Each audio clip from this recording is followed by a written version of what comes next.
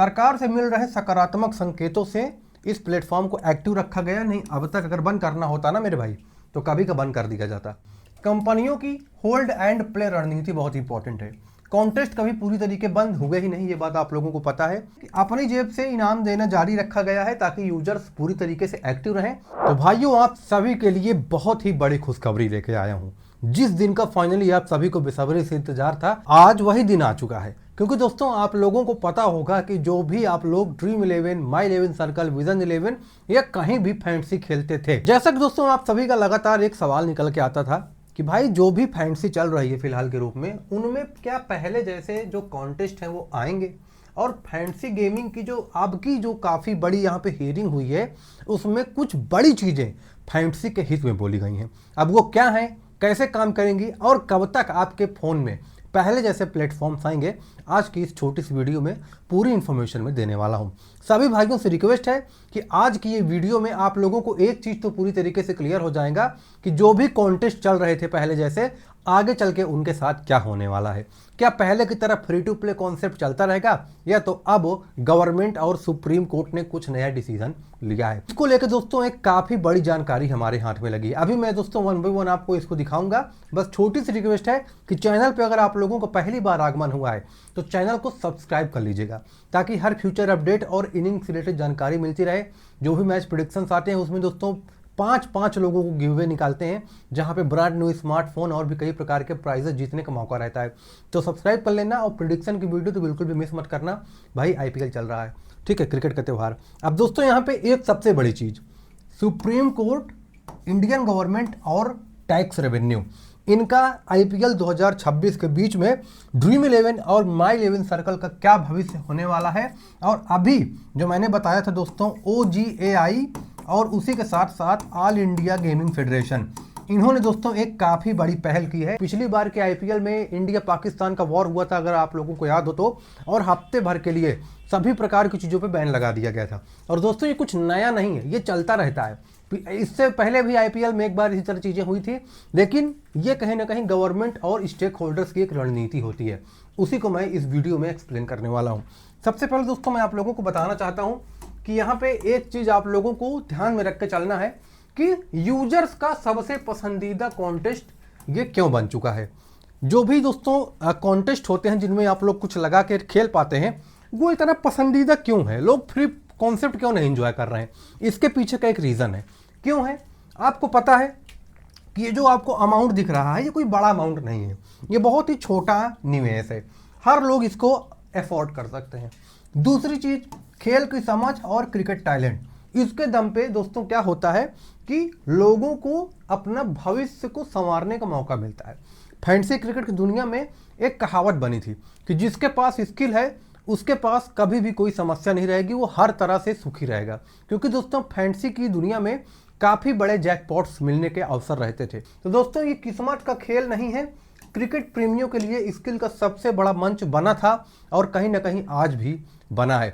अब यहाँ पे दोस्तों सबसे बड़ा सवाल निकल के आता है कि 17-18 साल से लगातार गवर्नमेंट TDS प्लस GST दोनों चार्ज कर रही थी, तब गवर्नमेंट पूरी तरीके से इनके पक्ष में थी, ना ही गवर्नमेंट को कोई दिक्कत हो रही थी और ना ही सुप्रीम कोर्ट को कोई दिक्कत हो रही थी।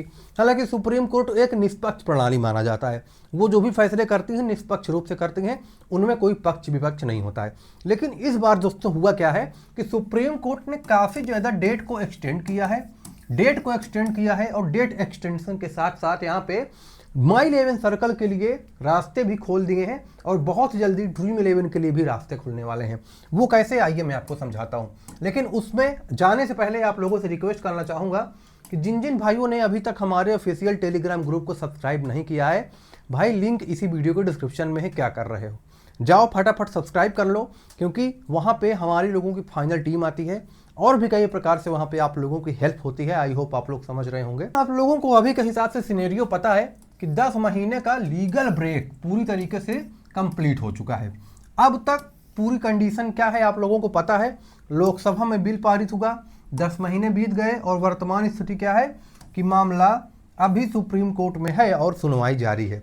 तो ये कहना पूरी तरीके से गलत है कि फैंटेसी बंद हो गई है। मैं देख रहा था कई लोग कमेंट सेक्शन में बोल रहे थे कि सर अब कुछ नहीं होने वाला, फैंटेसी पूरी तरीके से बंद हो गई है।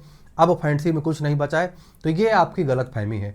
फैंसी की दुनिया अभी भी चल रही है और फैंसी से काफ़ी ज़्यादा धमाल लोग मचा रहे हैं, जैसे कि पहले मचा रहे थे। बस अभी आप लोग किसी प्रकार से कॉन्टेस्ट ज्वाइन नहीं कर पाएंगे, लेकिन आपके पास और भी मल्टीपल तरीके हैं। और अभी भी ड्रीम 11 के साथ कई चीज़ें चल रही हैं। लगातार स्टेक होल्डर्स इसके बात में है। AIGF इनसे बात कर रही है। OGI ने नए रूल बनाए हैं, जो कि OGAI एक गवर्नमेंट की ही अथॉरिटी है जो फिल्टर आउट कर रही है कौन सी कंपनी स्किल बेस्ड गेम पे है, कौन सी कंपनी लक बेस्ड गेम पे है। लेकिन स्किल बेस्ड गेम वाली कंपनियों को फैंसी कैटेगरी में रखा जाएगा और उनको लीगल करके मार्केट में फिर से रन किया जाएगा विथ टैक्स। इलीगल कंपनियों को पूरी तरीके से मार्केट से बाहर किया जाएगा और ये चीज़ें गवर्नमेंट बहुत दिनों से कर रही हैं, आज भी वही चीज़ें जारी हैं। और जो यहाँ पे दोस्तों सुप्रीम कोर्ट में हियरिंग की डेट जो लगी थी वो 17 अप्रैल को लगी है। अब 17 अप्रैल को ये फाइनल हियरिंग है, ये जरूरी नहीं है, इससे पहले भी डेट आ सकती है जैसा कि मैंने बताया है, क्योंकि 17 तारीख को जो डेट थी वो टेंटेटिव थी। टेंटेटिव डेट का मतलब होता है कि सुनवाई जब होने वाली होती है, कोई जगह नहीं मिलती, तो एक टेंटेटिव डेट दी जाती है कि इस दिन तक सुनवाई हो जानी चाहिए। और इसी के बीच में AIGF all India gaming federation और OGAI जो गवर्नमेंट की अथॉरिटी है, उन्होंने कई दस्तावेज पेश किए हैं और इसको समझना आपके लिए बहुत जरूरी है। कंपनियों की होल्ड एंड प्ले रणनीति बहुत इंपॉर्टेंट है। कॉन्टेस्ट कभी पूरी तरीके बंद हुए ही नहीं, ये बात आप लोगों को पता है, क्योंकि यूजर्स से एंट्री फीस लेना बंद कर दिया गया है, ये आप लोगों को पता है। जैसे ही दोस्तों यहाँ पे गेमिंग बिल लगा था, ये काम सबसे पहले हुआ है। दूसरी चीज़ क्या है? दूसरी चीज़ ये है कि अपनी जेब से इनाम देना जारी रखा गया है ताकि यूजर्स पूरी तरीके से एक्टिव रहें और यूजर्स को ये ना लगे कि हम मार्केट से जा रहे हैं। इनको बस ये बताना है कि समय खराब है, अभी चीज़ें पूरी तरीके से इनके रूप में नहीं है, पेमेंट गेटवे बंद है, लेकिन जैसे ही वापस इनके पास ये चीज़ें मिलती हैं, ये लोग पहले जैसे प्लेटफॉर्म्स को रन आउट कर देंगे। तीसरी और सबसे बड़ी चीज़, सरकार से मिल रहे सकारात्मक संकेतों से इस प्लेटफॉर्म को एक्टिव रखा गया। नहीं अब तक अगर बंद करना होता ना मेरे भाई, तो कभी का बंद कर दिया जाता। हमारे जो IT यूनियन मिनिस्टर हैं श्री वैष्णव, उन्होंने 15 दिन में लागू करने की बात बोली थी। नए नियम भी लागू नहीं हुए और पूरी तरीके से प्लेटफॉर्म्स रन कर रहे हैं, बस अभी पेमेंट गेटवे बंद है। जिस दिन पेमेंट गेटवे को अप्रूवल मिल जाएगा, फिर से पहले जैसी चीज़ें चालू हो जाएंगी।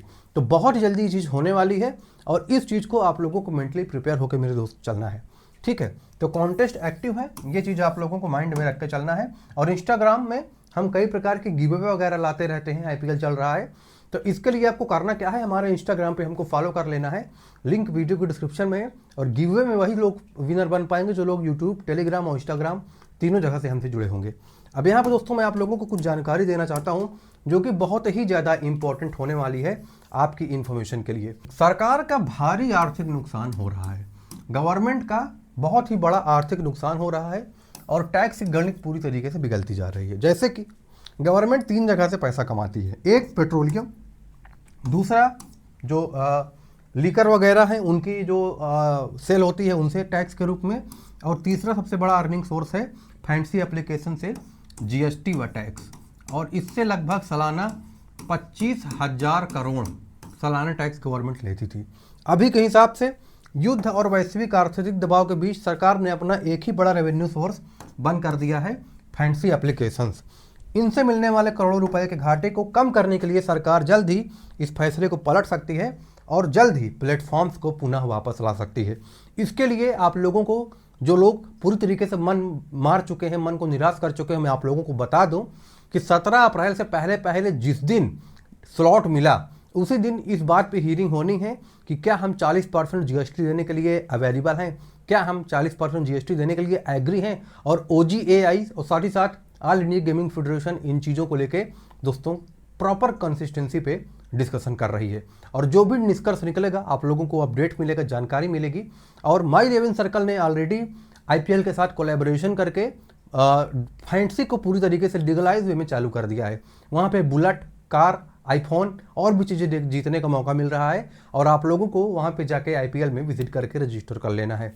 बाकी कोई भी अपडेट आता है, कोई भी जानकारी आती है तो मैं वो आप लोगों से साझा कर दूंगा, जिससे कि आप लोगों को कोई भी दिक्कत नहीं होगी और हर अपडेट मिलती रहेगी।